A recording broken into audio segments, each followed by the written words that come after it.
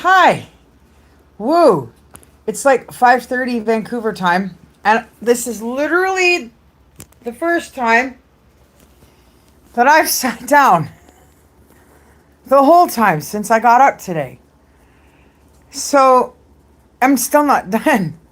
So, if you're watching all the shorts and you're seeing that I'm prepping for two different occasions, two different meals for certain amounts of meals, because this takes a lot of work. It's a lot of time. Like literally, you have to take the day off because you're literally cooking the whole day. And when you're busy doing things, you just don't have time to take that much time out of all of your time to cook at home, fresh, healthy, good food all of the time. Henceforth, why people eat out 4 times a week and why the grocery stores make a killing with all that junk we put in our bodies that we buy there. But I don't fall for any of that. Like, I need my own storehouse.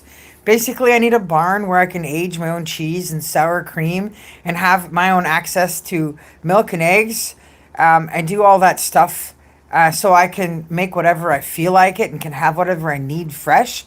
When I go grocery shopping, it annoys me. It frustrates me so much because I don't need to buy most of what's in there.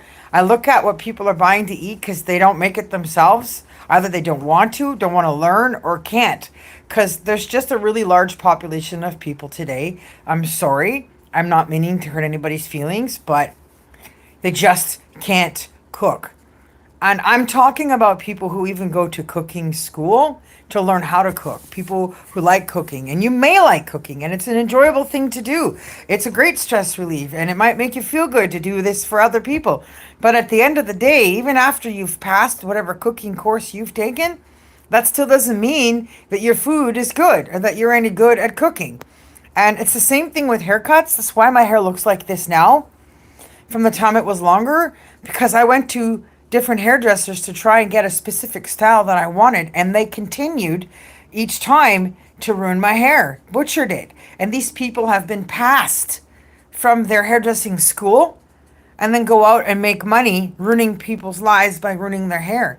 Like, I'm afraid I have to warn people now that I have to do something about this. So at some point, my head's probably going to get shaved down to like a Betty or a Chelsea or something, like back in the day when I had all the punk thing going on and I was known as Blue.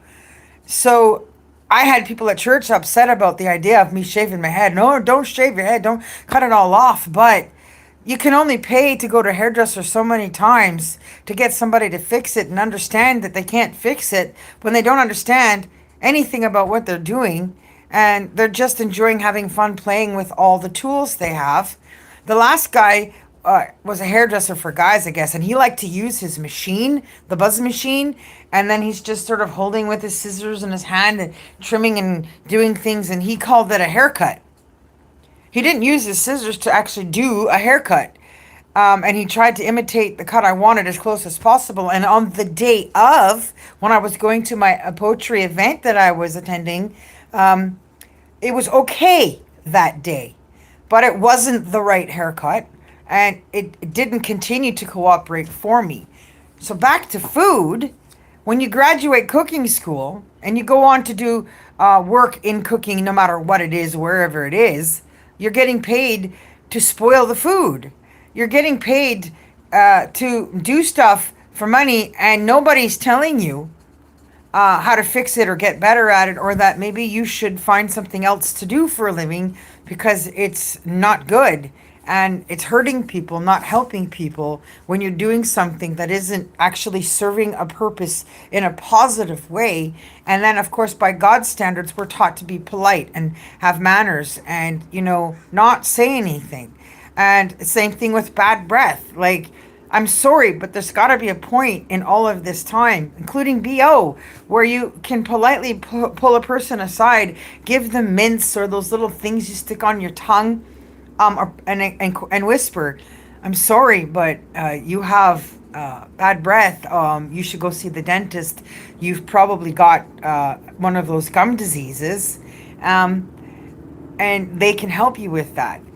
Recommend that they use mouthwash every day, twice a day. When you have really bad cases of it, it's necessary. And you don't have to be a smoker. Even people who smoke have nicer smelling breath than some of the things I've had to deal with. So when it comes to the food thing, it means people like me cannot go out to dinner. I can't even go to any of the free places and enjoy any of the free meals because it makes me sick just smelling it. And then working with people who have terrible odor, and it's male and female, the smell is awful. And then you smell other spices and things you're not accustomed to. It's not from your world, it's not your culture. And it makes you sick, and then you can't eat, and then it turns your stomach off. I went into Subways, and I went to different Subways, and I tried to order Subways I used to like. I went to Taco Time, same thing. And the food is wrecked. It's no good because you have no talent to cook it. That's not being cooked from the heart. You also don't understand the culture or the people or the customs in which the food is made by and from. And so it spoils. And then on top of that, you taste the BO, the body odor. You taste the spices. You taste the skin off of people and how they live and eat in the food that they're touching and serving to you. So unless there's some way of all of that being made where none of that spreads to the food, then it's not working, and you wonder why there's going to be a food crisis, a food shortage, or issues in the few years from now because of all of these issues, and because we're taught to be kind and considerate and not say nothing. So I work really hard from home to do as much of this as I possibly can to take care of me so I can avoid all those other things that become a problem in our polite society that we've all been taught to be.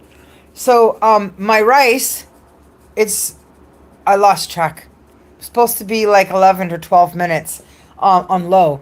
But when I first put it in, as everybody saw in the short video, again, the measurements wasn't right, and the water got sucked up even though it was on low. So I had to turn it down even lower than low, so like it's literally on min. And I had to add more water and then stir to make sure it doesn't stick to the pot. So for me, I'm going to make a confession. One of my least talented skills is making rice. Now, my rice will still be edible. It's still good, but it's more like sticky rice. In this case, because I'm making the cabbage roll center with the hamburger will dry it out and it'll even out if it is too sticky. But you're supposed to have that beautiful fried rice effect like you get when you go to a really good Chinese restaurant. So I fail to succeed in that department. But again, I'm not Chinese, but it would be good to take some lessons from them. So I'm doing that so I can measure how much hamburger I need from the bowl. The bowl is here to go with the rice, so I can set aside for the cabbage rolls. I have 1.5 containers of the sauce. Can you see that? Yay. Because I'm not sure how much I'm going to need for how much cabbage roll center there's going to be. So I put some aside because once I add all the spices and vegetables to the big pot of the spaghetti sauce, it is then spaghetti sauce once I have all of the other spices added on, like the cheeses and stuff. And so it won't taste like the cabbage roll sauce that I need it to.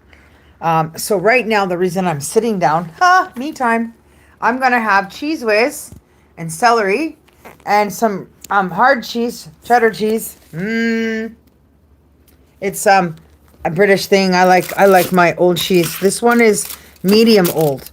And then some crackers with that. I get a little snack while I'm doing all that. So keep watching the shorts, guys, as I finish up the madness. I've left the mushrooms for last. I have a lot of mushrooms, and I wanted to saute them sort of by themselves so they don't get over mushed like you would if you mixed it with all the stuff that's already been cooked in the pan for a while.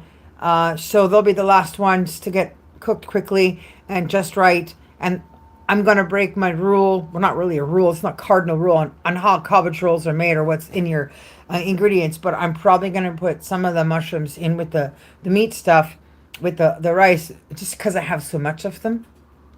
I also didn't want the flavor of the spaghetti sauce and those spices affected by those mushrooms that I'm going to put in the cabbage roll, so I can still have them taste as much like cabbage rolls as possible.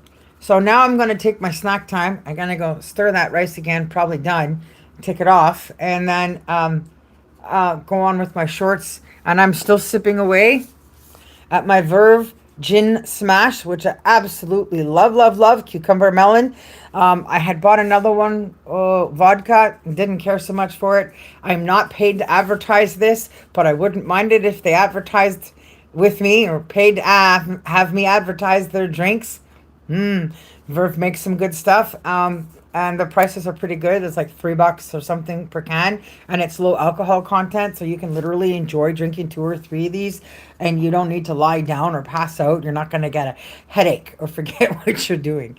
So I'm gonna go now, and I'll see you guys all in the shorts. Peace out. Keep watching. If you don't follow the channel, please follow the channel, subscribe, tell everybody else to, and learn how to cook. If you want me to come to your house and cook with what you've got in the house, or cook at your house and have something in mind you want made for a specific reason, and I can come there and cook it that day, then get in touch with me with the information that's in the description below, as always. Or if you want to come to my house, my humble home, and learn from me here and be in one of these episodes with me, it would be great to have a second set of hands, because doing all of this alone is very exhausting. It's tiring, and it would be fun to have another face in the picture while I'm doing all of this, and hopefully have all of this grow into some sort of future My Kitchen podcast. Peace out. Superwoman signing off with her Verve. Bye. Keep watching the shorts.